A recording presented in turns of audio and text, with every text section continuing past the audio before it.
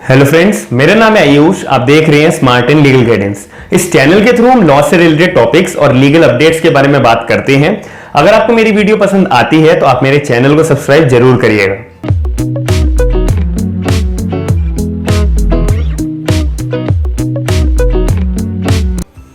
अभी हाल ही में एक न्यूज आई थी जिसमें इंडिया का जो हमारा सेंट्रल बैंक है, रिजर्व बैंक ऑफ इंडिया, वो एग्री हुआ है श्रीलंका को $400 मिलियन देने के लिए। तो अब इसके पीछे स्टोरी क्या है, हम आइए समझते हैं। अगर दो देशों को आपस में एक करेंसी एक्सचेंज करनी होती है तो उनके बीच में एक एग्रीमेंट बनता है। उस एग्रीमेंट का नाम क्या है? Currency swap agreements. ऐसा ही अभी श्रीलंका और इंडिया के बीच में हुआ है कि श्रीलंका के due to the financial crisis Sri Lanka को फंड की बहुत जरूरत है। तो श्रीलंका ने इंडिया के सेंट्रल बैंक से मदद मांगी है और आरबीआई जो है वो एग्री हो गया है $400 मिलियन श्रीलंका को देने के लिए। अब इसके पीछे स्टोरी क्या है, आइए समझते हैं। तो अब इन बातों को हमें समझने के लिए सबसे पहले हमें जानना होगा कि इस एग्रीमेंट का मतलब क्या होता है। जैसे स्वैप्स के हम मतलब से क्या समझते हैं? स्वैप का मतलब कुछ एक्सचेंज करना, वैसे ही करेंसी स्वैप एग्रीमेंट्स का मतलब होता है कि अगर कोई दो देशों के बीच में आपस में करेंसी एक्सचेंज करनी है तो उनको एक एग्रीमेंट तैयार करना होता है। उस एग्रीमेंट का नाम क्या है? Currency swap agreements. अब इस एग्रीमेंट्स बनाने से पहले आपस में दोनों कंट्रीज को जितने भी उनकी आपस में बीच में कोई भी कंडीशंस होती है तो वो पूरी होनी चाहिए कि हम जो है इतने टाइम में आपको इतनी करेंसी देंगे, आपको हमें इतने टाइम में करेंसी वापस करनी होगी, इतने अमाउंट में करनी होगी और इन टाइम ड्यूरेशन के अंदर करनी होगी। तो इनके आपस में बीच में दो देशों के बीच में अगर कोई भी कंडीशन होती है तो वो फुलफिल करनी पड़ेगी। उसके बाद उनका जो है करेंसी स्वैप एग्रीमेंट्स बनकर तैयार होता है। अब हमने इतनी बात समझ ली कि जो हमारा इंडिया का सेंट्रल बैंक है, रिजर्व बैंक ऑफ इंडिया, वो एग्री हुआ है क्या करने के लिए? एक कॉन्ट्रैक्ट बनाने के लिए। उस कॉन्ट्रैक्ट का नाम क्या है? Currency swap agreements. अब ये जो करेंसी स्वैप एग्रीमेंट है वो किसके साथ बनाया है? श्रीलंका के साथ। कितने रुपए का बनाया है? $400 मिलियन देने तक का। तो इसके अंदर जो हमारी बात आती है कि रिजर्व बैंक ऑफ इंडिया जो है वो आखिर ये एग्रीमेंट तैयार करने क्यों हुआ है, एग्री क्यों हुआ है? आरबीआई ने, जो हमारा सेंट्रल बैंक है इंडिया का, सिर्फ वो ही क्यों एग्री हुआ है श्रीलंका को इतना सारा पैसा देने के लिए? ये बात हम आगे समझते हैं। आजकल पूरी दुनिया के अंदर इंपोर्ट और एक्सपोर्ट बहुत ज्यादा बढ़ गया है, तो इसी वजह से जो आपस में कंट्रीज होती हैं अब उनको पेमेंट भी करनी होगी, तो कुछ कंट्रीज में आपस में कुछ करेंसी देने के लिए कम पड़ जाती है। तो ऐसे केस के अंदर जो है वो पेमेंट कैसे करती हैं? करेंसी स्वैप एग्रीमेंट्स बना के। जैसे भी हाल ही में श्रीलंका के अंदर करेंसी की बहुत ज्यादा प्रॉब्लम आ रही है, तो श्रीलंका को अगर प्रॉब्लम आ रही है तो उन्होंने फिर करेंसी स्वैप एग्रीमेंट्स की मदद ली है। जैसे अगर श्रीलंका को इंडिया से कुछ सामान मंगाना है या कोई भी गुड्स इंपोर्ट कराने हैं तो वो करा लेगी। अब श्रीलंका को पेमेंट करनी पड़ेगी इंडिया को, वो कैसे करेगी? या तो डॉलर्स में करेगी या रुपीज में करेगी। अगर श्रीलंका के पास ना तो डॉलर्स हैं ना फिर रुपीज हैं तो वो कैसे पेमेंट करेगी? तो ऐसे केस के अंदर करेंसी स्वैप एग्रीमेंट्स की हेल्प ली जाती है। अब इस एग्रीमेंट के अंदर श्रीलंका बोलता है कि इंडिया से कि आप मुझे शॉर्ट टर्म के लिए कुछ करेंसीज दे दीजिए, या तो डॉलर्स के अंदर या यूरोज के अंदर या फिर इंडियन रुपीज के अंदर, कुछ शॉर्ट टर्म्स के लिए। फिर शॉर्ट टर्म्स के बाद मैं आपको जो जो आपकी कंडीशंस है वो फुलफिल करने के बाद आपको सारी की सारी करेंसी वापस कर दूंगा। तो ऐसे केस के अंदर श्रीलंका ने इंडिया के सेंट्रल बैंक से, आरबीआई से मदद ली है कि आप मुझे $400 मिलियन का एक करेंसी स्वैप एग्रीमेंट्स बनाकर पैसा दीजिए। अब एक रीजन तो ये होता है जो हमने भी इससे पहले पढ़ा। अब दूसरा रीजन क्या होता है करेंसी स्वैप एग्रीमेंट्स को बनाने के लिए?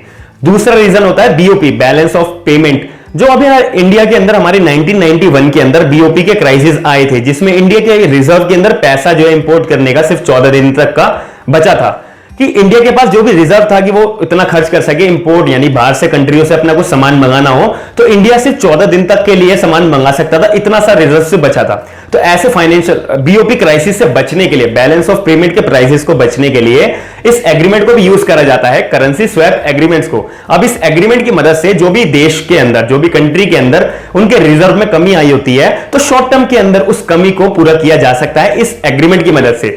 जब भी इकोनॉमी के अंदर स्लो डाउन आता है, और जो स्लो डाउन आता है तो ऐसे केस के अंदर जो भी बीओपी की कमी पूरी करनी है, इंडिया जो पूरे देशों के अंदर अपने रिजर्व के अंदर कमियां पूरी करनी है, तो इस एग्रीमेंट की मदद से हम अपनी कमियों को, रिजर्व्स को पूरा कर सकते हैं।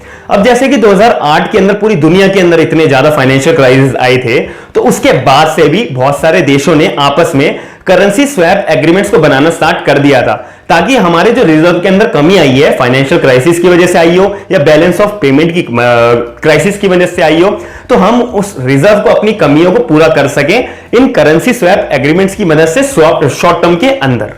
अब बात आती है कि कौन सा देश इसके साथ जो है ये करेंसी स्वैप एग्रीमेंट्स बना सकता है। आप सभी लोगों ने सार्क SAARC का नाम सुना ही होगा।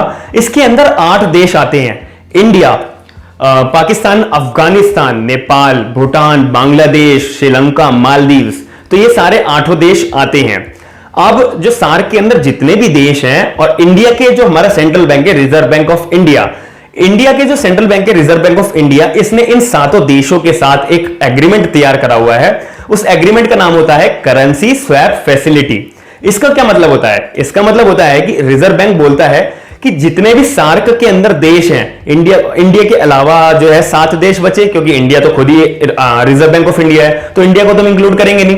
तो इंडिया का जो सेंट्रल बैंक है RBI, वो बोलता है कि सार्क के कैटेगरी के अंदर जितने भी देश आते हैं 7, उन 7 देशों को अगर due to the financial crisis पैसे की जरूरत पड़ती है, तो मैं उनको एज अ RBI देने के लिए वो रेडी होता है। तो इसके अंदर क्या होता है कि अगर इन 7 देशों में से किसी को भी पैसे की जरूरत होती है, तो वो RBI से मांग सकते हैं। तो RBI ने, रिजर्व बैंक ऑफ इंडिया ने सार्क के देशों के लिए एक फंड बनाया हुआ है। उस फंड का क्या नाम है? करेंसी स्वैप फैसिलिटी के नाम से 7 देशों का एग्रीमेंट बना हुआ है RBI के साथ। तो ऐसे ही अभी फाइनेंशियल क्राइसिस श्रीलंका के अंदर बहुत ज्यादा चल रहे हैं, तो श्रीलंका ने सोचा कि मैं जो है अब करेंसी स्वैप फैसिलिटी की मदद मेरे को लेनी चाहिए, RBI से पैसा मांगना चाहिए, क्योंकि मेरे पास फाइनेंशियल क्राइसिस मेरे देश में बहुत ज्यादा चल रहे हैं। तो अगर किसी इन 7 देशों में से RBI से पैसा लेना है, तो मिनिमम एक देश कितना पैसा ले सकता है? मिनिमम RBI से कोई भी देश $100 मिलियन लेगा। मैक्सिमम कितना ले सकता है? $400 मिलियन तक का, जो अभी श्रीलंका ने करा है। श्रीलंका ने RBI से, रिजर्व बैंक ऑफ इंडिया से करेंसी स्वैप फैसिलिटी की मदद ली है और $400 मिलियन का जो है एक एग्रीमेंट तैयार करवाया है रिजर्व बैंक ऑफ इंडिया के साथ में। अपनी जो कंट्री के अंदर जो रिजर्व होता है, जिसमें रिजर्व के अंदर अगर हमारी कमी आ जाती है, जो हमने वीडियो के स्टार्टिंग में भी पढ़ा था, उसको अगर पूरा करना होता है, तो हम उसको पूरा करने के लिए करेंसी स्वैप एग्रीमेंट बनाते हैं। ऐसे श्रीलंका ने RBI के साथ अपना एक एग्रीमेंट तैयार करवाया है। अब एक फाइनल बात, जो हमारे इंडिया का सेंट्रल बैंक है, रिजर्व बैंक ऑफ इंडिया, उसने जो है इन सार्क के 7 देशों के साथ एक कॉन्ट्रैक्ट बनाया था। उस कॉन्ट्रैक्ट का क्या नाम था? करेंसी स्वैप फैसिलिटी के नाम से, कि अगर इन 7 देशों में से किसी को भी पैसे की जरूरत पड़ती है, तो RBI उनको पैसा देगा। ऐसी एक फैसिलिटी, मतलब एग्रीमेंट बनाया गया था। तो ऐसा एग्रीमेंट बना कब था? 15 नवंबर 2012 को। और ये एग्रीमेंट खत्म कब होने वाला था? 14 नवंबर 2019 को। लेकिन 14 नवंबर 2019 से पहले रिजर्व बैंक को लगा कि पूरी दुनिया के अंदर फाइनेंशियल क्राइसिस हो रहे हैं, और अगर इस एग्रीमेंट को हम खत्म कर देंगे तो ये बहुत, मतलब सही बात नहीं होगी। तो इसीलिए RBI ने, due to the financial crisis in the whole world, तो इसी वजह से RBI ने इस एग्रीमेंट को एक्सटेंड कर दिया गया था। अब एक्सटेंड कब तक कर दिया गया था? 13 नवंबर 2022 तक को। अब हमने जो है पूरे वीडियो के अंदर भी समझा था कि इंडिया का जो सेंट्रल बैंक है, रिजर्व बैंक ऑफ इंडिया, वो एग्री हुआ है श्रीलंका को $400 मिलियन देने के लिए। उन दोनों के बीच में आपस में कौन सा कॉन्ट्रैक्ट बना? करेंसी स्वैप एग्रीमेंट बना। ऐसा एग्रीमेंट क्यों बनाया जाता है? क्या रीजंस होते हैं? फाइनेंशियल क्राइसिस की वजह से बनाया जाता है या कोई और रीजन भी एक होता है? इस पूरी वीडियो के अंदर हमने बात ये समझी थी। अब हम कुछ जो है छोटी सी एक जनरल नॉलेज की बात करते हैं कि श्रीलंका के हमने पढ़ा, श्रीलंका के स्टेट्स, श्रीलंका कंट्री के बारे में हमने पढ़ा था।